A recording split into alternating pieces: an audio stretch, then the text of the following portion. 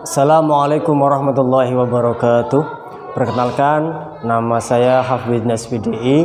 Saya adalah seorang guru di UPTD SD Negeri 1 Sidodadi, Kecamatan Sekampung, Kabupaten Lampung Timur, sekaligus sebagai mahasiswa PPG dalam jabatan tahun 2023 batch 2 di LPTK Win Wali Songo Semarang. Pada hari ini, hari Jumat, tanggal 1 Desember tahun 2023, saya akan melaksanakan ujian kinerja di sekolah saya di UPTD SD 1 Sidodadi, Kecamatan Sekampung, Kabupaten Lampung Timur. Praktek pembelajaran kali ini saya laksanakan di kelas 5 dengan materi meneladani perjuangan Rasulullah dengan subtema kisah istimewa Fathul Mekah. Berikut ini ujian kinerja saya. Selamat menyaksikan. Assalamualaikum warahmatullahi wabarakatuh. Assalamualaikum warahmatullahi wabarakatuh. Waalaikumsalam warahmatullahi wabarakatuh. Sebelum kita mulai pelajaran hari ini, mari kita berdoa terlebih dahulu. Untuk ketua kelas, silahkan memimpin doanya.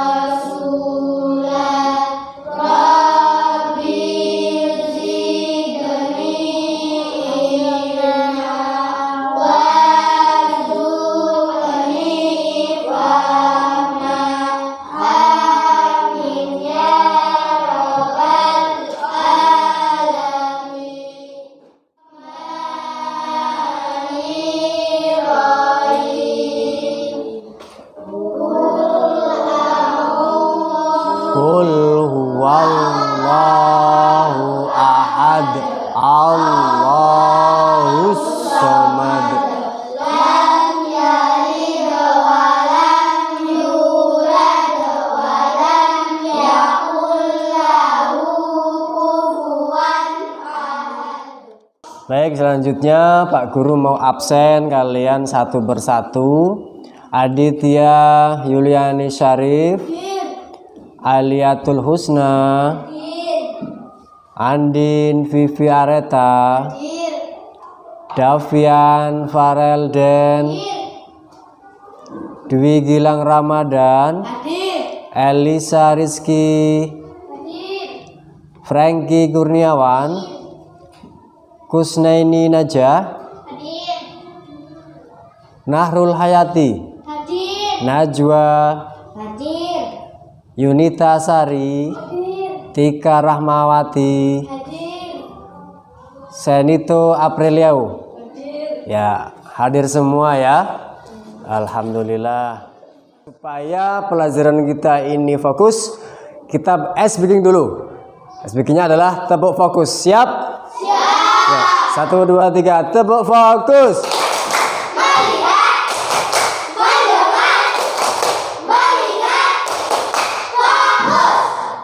Ya, sudah siap untuk menerima materi hari ini ya. Ya, Pak Guru akan sampaikan tujuan kita mempelajari hari ini, yaitu tentang Fathul Mekah. Ya, sini nanti peserta didik akan mampu menjelaskan pengertian dari peristiwa Fathul Mekah dan sebab-sebab terjadinya peristiwa Fathul Mekah dengan benar, serta menemukan nilai-nilai perdamaian yang terkandung dalam peristiwa Fathul Mekah dengan tepat. Nah, itu adalah tujuan kita mengikuti pembelajaran hari ini. Untuk hari ini kita akan mempelajari tentang Fathul Mekah, namun sebelumnya Pak Guru mau menanyakan tentang pelajaran yang sudah kita lewati, yaitu tentang apa?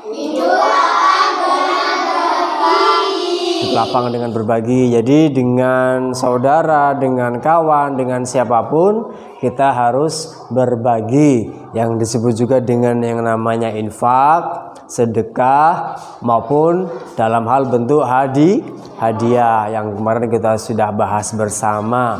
Nah sekarang Pak Guru mau tanya kepada kalian, pernahkah kalian punya janji dengan teman? Apabila teman kita itu mengingkari dengan perjanjian kita, bagaimana perasaan kalian? Sedih ya? Sedih. Kita sudah berjanji dengan teman, ternyata temannya mengingkari. Pasti kita akan kecewa. Baik. Di sini Pak Guru ada soal untuk mengetahui kemampuan awal kalian. Kita adakan pretest dulu. Soalnya nggak banyak. Soalnya cuman 3.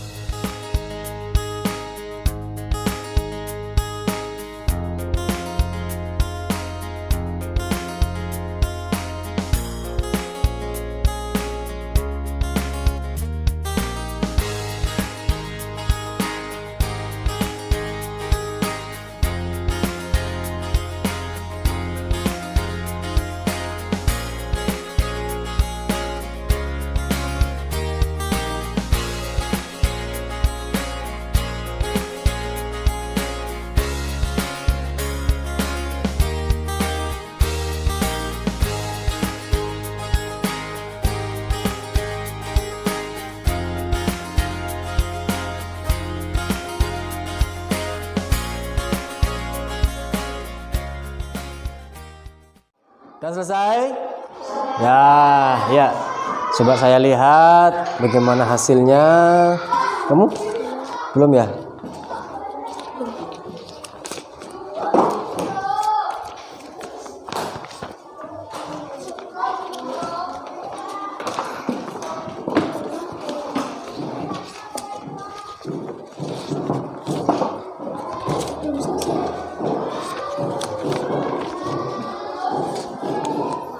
Coba saya lihat dulu.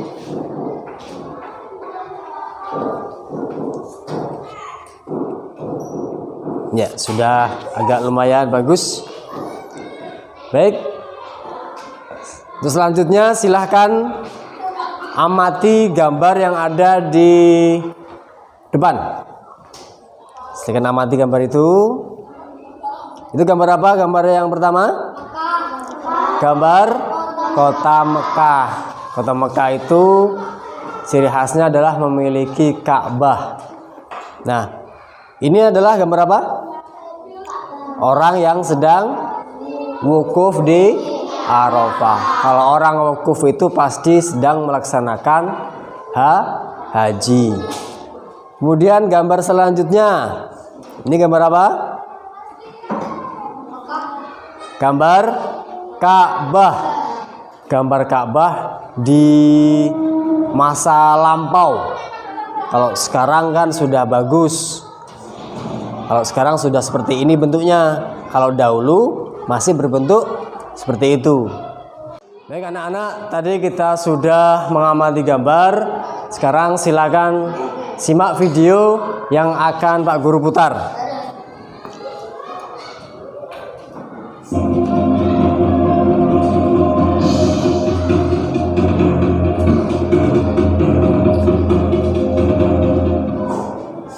Fathu Mekah, pembebasan kota Mekah.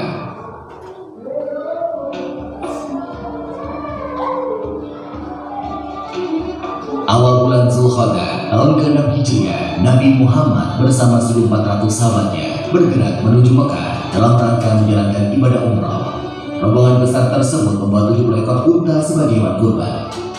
Para sahabat Nabi sangat antusias mengikuti perjalanan ke Mekah, terutama kaum muhajirin yang telah lama meninggalkan kota kelahirannya. Namun, perjalanan mereka terhenti di wilayah Hudaybiyah, 22 km arah barat kota Mekah.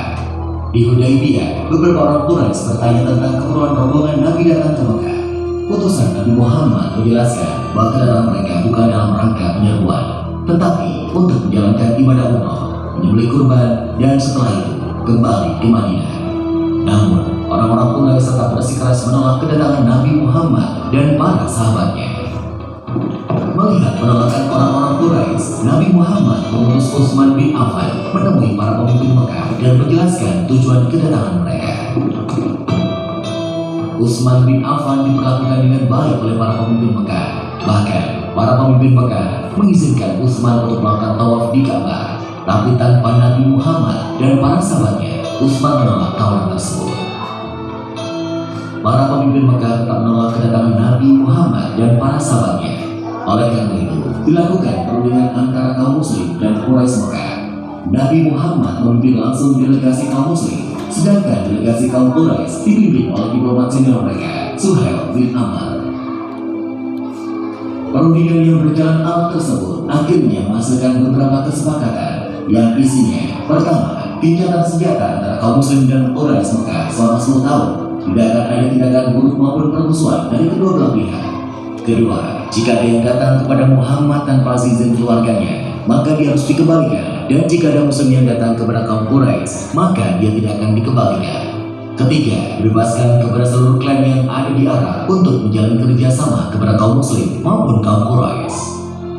Keempat, pada tahun tersebut rombongan kaum muslim belum diperbolehkan memasuki Mekah. Pada tahun berikutnya, kaum muslim baru diizinkan masuk Mekah selama 3 hari dan hanya boleh bersenjatakan pedang tanpa diurus. Kelima, perjanjian antara kaum muslim dan Quraisy Mekah didasari ketulusan dan kesediaan untuk melaksanakannya tanpa penipuan dan penyelewengan. Kesepakatan yang dikenal sebagai perjanjian Hudaybiyah tersebut dibuat rangkap 2, masing-masing untuk kaum muslim dan kaum Quraisy Mekah. Isi perjanjian yang dianggap merugikan pihak muslim itu membuat para sahabat keberatan. Namun, Nabi Muhammad berhasil meyakinkan para sahabatnya bahwa perjanjian tersebut sebenarnya sangat menguntungkan kaum muslimin. Setelah sekitar 20 hari berada di Hudaybiyah, Nabi Muhammad dan para sahabatnya kembali ke Madinah. Dalam perkembangannya, seperti yang tercantum dalam isi perjanjian, 2 suku yang saling berperang, yaitu suku Khuza'ah dan suku Bakar, menjatuhkan pilihan mereka. Suku Khuza'ah bergabung ke kaum muslim, sedangkan suku Bakar bergabung ke Quraisy. Mengikuti isi perjanjian Hudaybiyah, suku Khuza'ah dan suku Bakar juga melakukan gencatan senjata. Meskipun sepintas perjanjian Hudaybiyah merugikan kaum muslim, namun secara diplomasi, Nabi Muhammad meraih kemenangan politik melalui perjanjian tersebut. Kaum muslim diakui eksistensinya dan Islam diakui sebagai agama resmi di Jazirah Arab. Selain itu, kaum Quraisy Mekah juga mengakui Madinah sebagai sebuah negara. Perjanjian Hudaybiyah ternyata tidak berjalan sebagaimana mestinya. Ketika pihak Quraisy melakukan pelanggaran, suku Bakar melakukan penyergapan terhadap suku Khuza'ah di sebuah oasis. Penyergapan tersebut dibantu oleh Quraisy Mekah. Pelanggaran perjanjian Hudaybiyah membuat Nabi Muhammad dan para sahabatnya mengambil keputusan penting menyerbu Mekah. Sedangkan di Mekah, para pemimpin Quraisy yang menyadari pihaknya telah melakukan pelanggaran mengirim Abu Sufyan ke Madinah untuk melakukan diplomasi. Di Madinah, Abu Sufyan menemui Nabi Muhammad dan memberikan penjelasan panjang lebar. Namun, Nabi Muhammad tidak menghiraukan Abu Sufyan. Selain bertemu Nabi Muhammad, Abu Sufyan sempat menemui Abu Bakar, Umar bin Khattab, dan Ali bin Abi Thalib. Namun, tetap saja Abu Sufyan gagal menemukan jalan keluar. 300 asa Abu Sufyan pun kembali ke Mekah. Setelah bertahun-tahun, jumlah pengikut Nabi Muhammad semakin besar. Kali ini, 10.000 pasukan muslim dengan persenjataan lengkap telah bersiap menuju Mekah. Para kepanjang 10.000 pasukan muslim memulai perjalanan ke Mekah. Kali ini, pasukan muslim akan melaksanakan misi yang sangat menentukan, yaitu Fathu Mekah atau pembebasan kota Mekah dari tangan kaum Quraisy. Para pemimpin Mekah sama sekali tidak menduga kekuatan pasukan Nabi Muhammad. Nabi Muhammad membagi tiga pasukannya melewati jalan yang berbeda, sehingga musuh tidak bisa memperkirakan dengan tepat jumlah pasukan muslim. Ketika pasukan muslim memasuki Mekah, kaum Quraisy hanya bisa pasrah karena tidak mungkin melawan kekuatan sebesar itu. Abu Sufyan dan para pemimpin Mekah lainnya menyerah kepada Nabi Muhammad.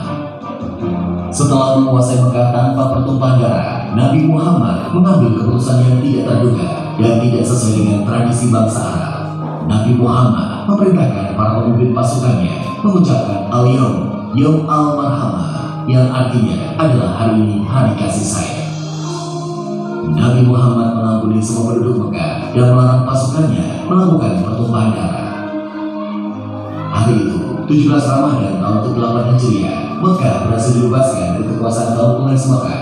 Saat itu juga berhala-berhala yang berada di sekitar Ka'bah dihancurkan. Pembebasan kota Mekah menjadi tonggak sejarah tidak hanya di Jazirah Arab, tetapi juga di seluruh dunia. Nabi Muhammad tampil sebagai pemimpin yang memberikan contoh bagaimana semua menaklukkan pusat kekuasaan musuh tanpa pertumpahan darah, sekaligus tanpa pembalasan dendam. Dalam tradisi Arab, dia yang kalah akan menunggu giliran untuk dieksekusi. Namun, Nabi Muhammad menghapus tradisi tersebut. Dia yang kalah telah diampuni.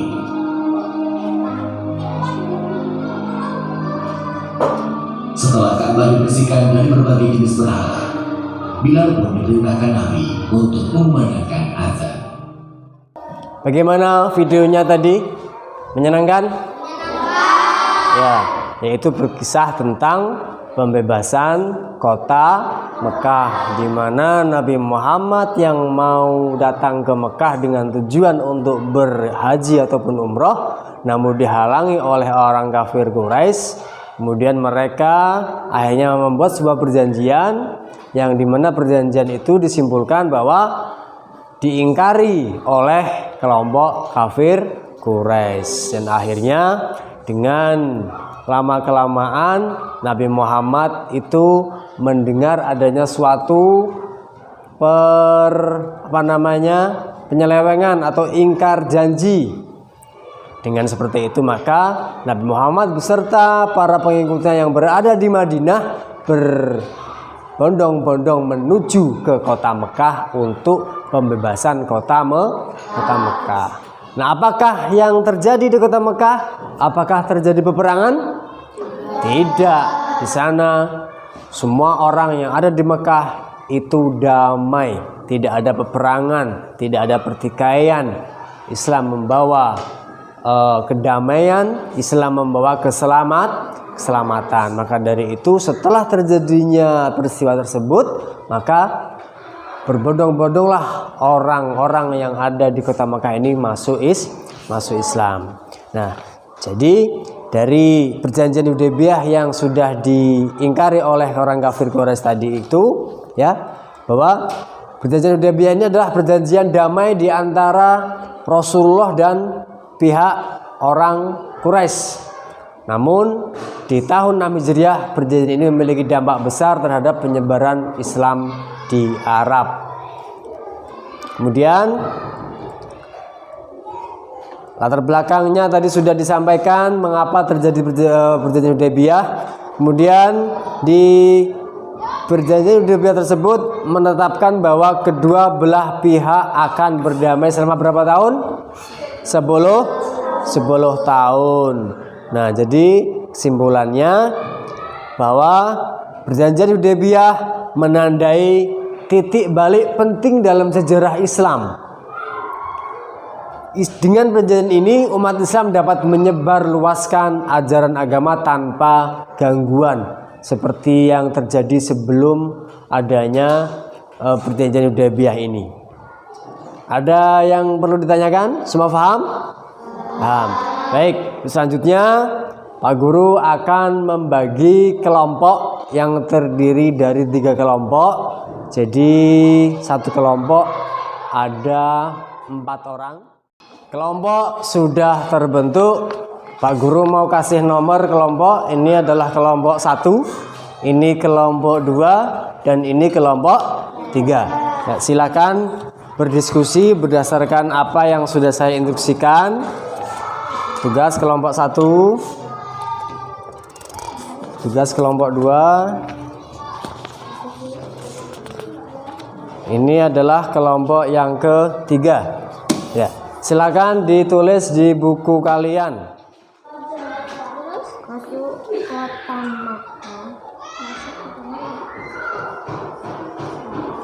Yang lain mencari.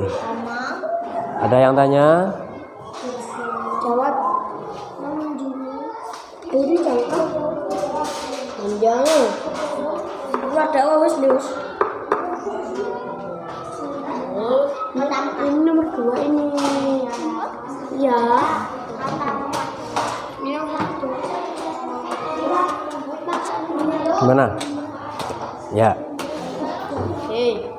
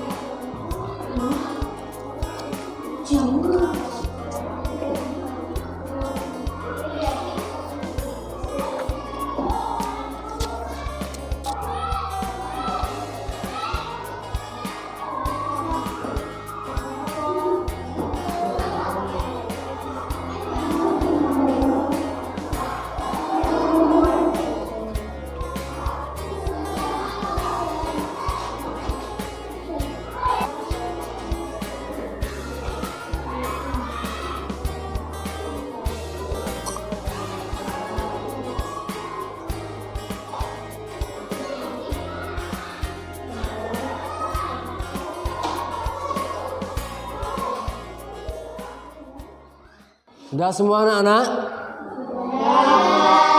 Ya, kelompok 1, 2, 3 nanti silahkan presentasikan hasil diskusi kalian. Satu kelompok perwakilan 2 orang untuk maju ke depan. Siapa yang akan maju duluan? Silakan. Ya, silakan kelompok 3.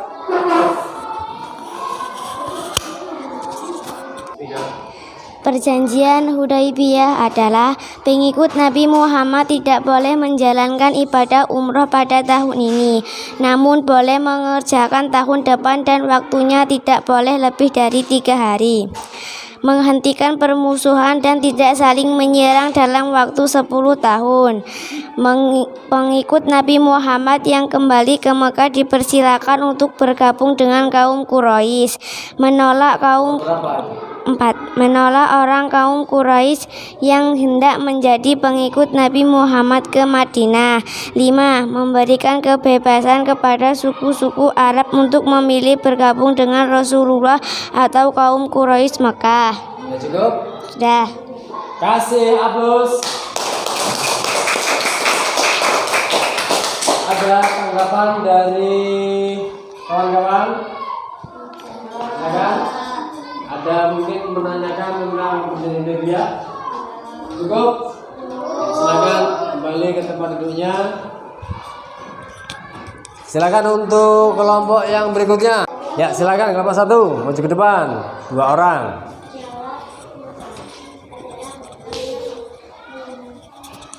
Nih.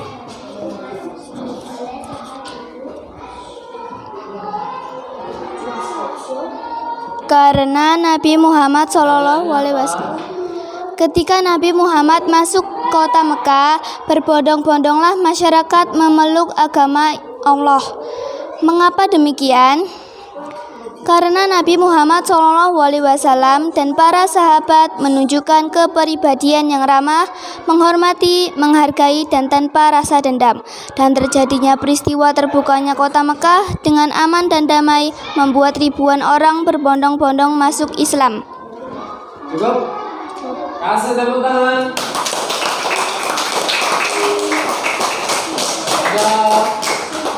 Ada pertanyaan atau tanggapan? Cukup? Ya, silakan kembali ke tempat. Selanjutnya kelompok terakhir, kelompok 3. Silakan masuk ke depan.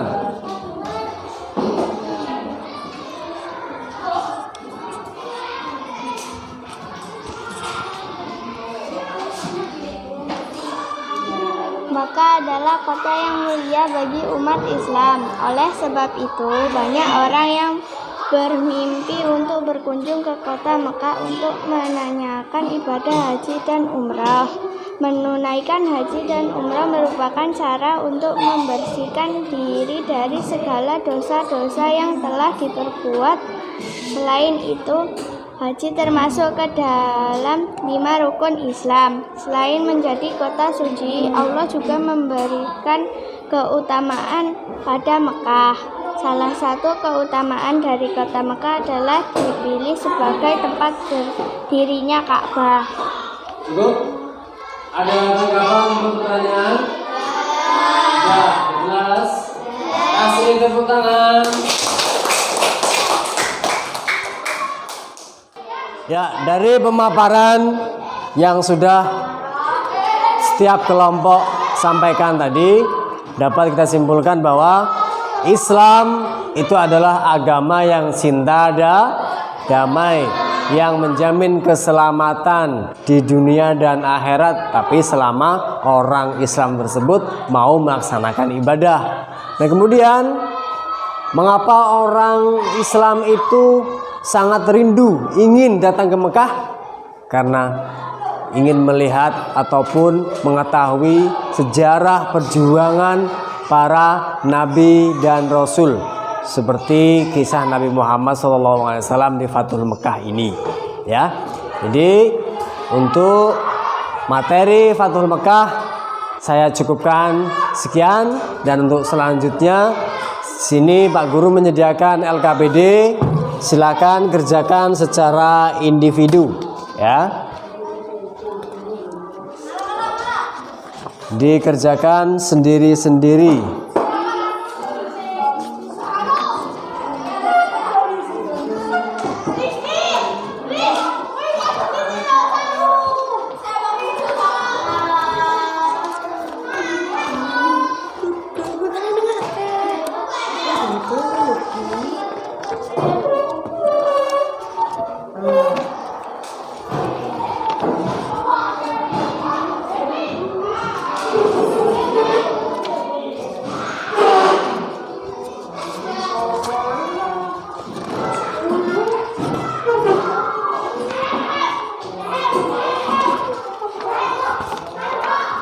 Ya, silakan kerjakan masing-masing.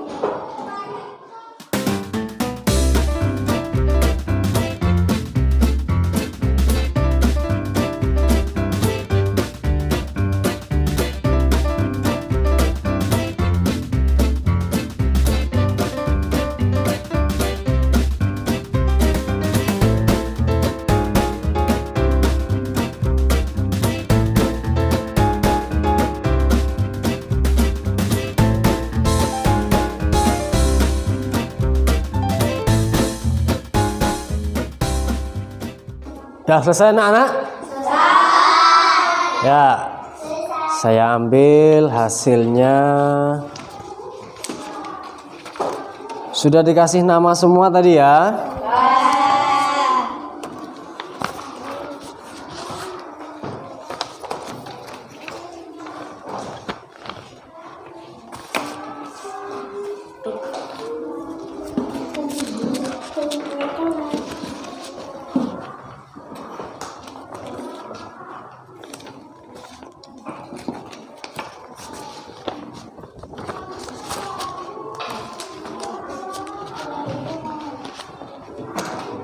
Baik, selanjutnya kita akan menyimak video sekali lagi tentang bagaimana ketika kita punya janji dengan teman.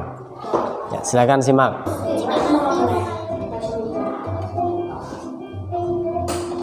Oh, udah jam 3 sore. Aku kan ada janji sama Mas Damar buat main di taman. Oke, jadi aku mau main sama Mas Damar. Bunda, aku mau main dulu ya sama Mas Damar di taman.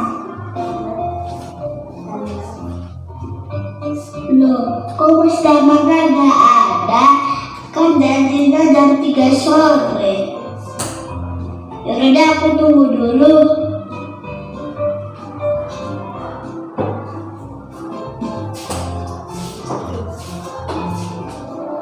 Loh, Damar, katanya jam 3 sore kamu ada janjian sama si Ucil main sama-sama di taman. Oh iya, aku lupa. Ini udah jam 4 sore lagi. Udah telat. Ya udah, aku mau nonton TV aja deh. Lebih baik kamu ngasih kabar dong kalau kamu gak jadi ketemuan. Siapa tahu sekarang ini si Ucil lagi nunggu kamu di taman dari tadi. Janji itu harus ditepatin. Kalau misalkan ada halangan, sebaiknya kamu bergegas untuk menghubungi dia. Kasian juga ya Bun, kalau ternyata si Ucil udah nungguin aku. Udah deh, aku ke taman dulu ya Bun. Dadah. Ucil.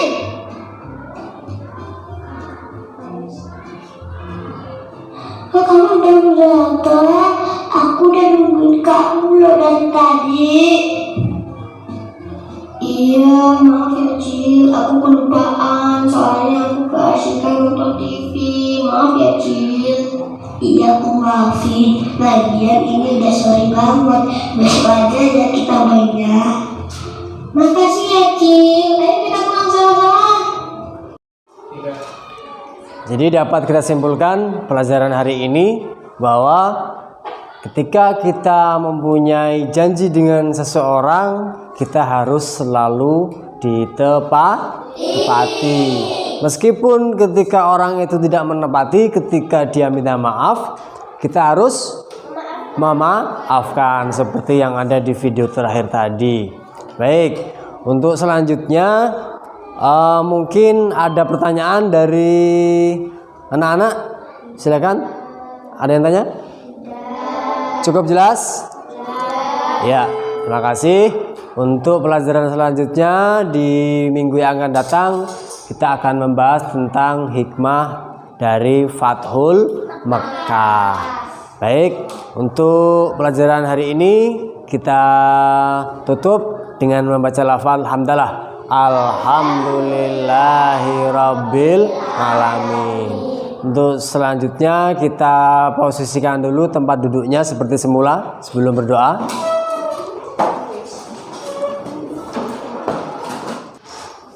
Silakan untuk ketua kelas memimpin doanya.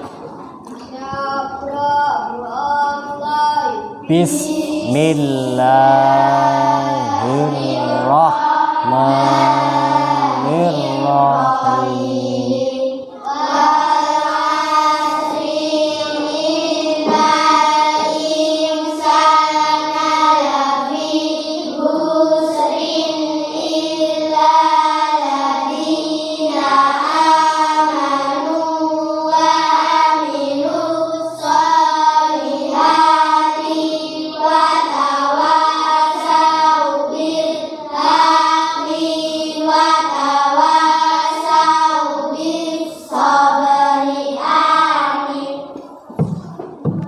Ya, di akhir perjumpaan kita, supaya kita tetap semangat, kita bertepuk semangat dulu. Tepuk semangat.